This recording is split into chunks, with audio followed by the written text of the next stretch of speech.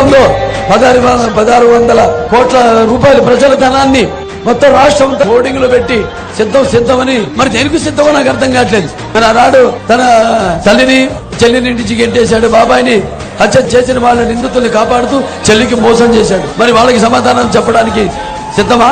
లేకపోతే ప్రతి సంవత్సరం జాబ్ క్యాలెండర్ తీసుకొస్తాను అని నమ్మబలికి కొత్తవి రాకపోగా ఉన్న పరిశ్రమలో వెళ్లిపోయి ఈ యొక్క యువతని ఈ యొక్క గంజాయికి మరి డ్రగ్స్ కి బానిసలు చేసి యువతను మోసం చేశాడు. ఆ యువతకు సమాధానం చెప్పడానికి సిద్ధమా అని అడగండి.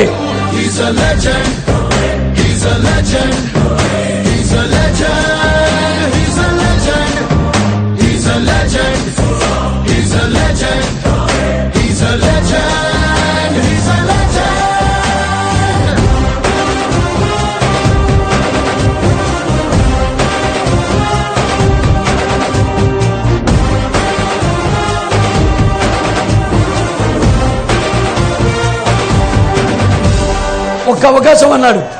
మరి ఒక్క అవకాశం ఎలా?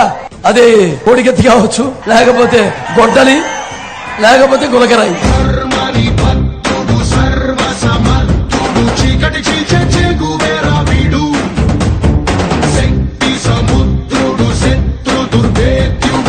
ఈ 5 ఏళ్లలో ఒక ఛాన్స్ అంటూ అధికారంలోకి వచ్చి ఈనాడు మన రాష్ట్రాన్ని ఒక 10, 20, 25 సంవత్సరాలు వెనక్కి నెట్టాడు ఈ జగన్.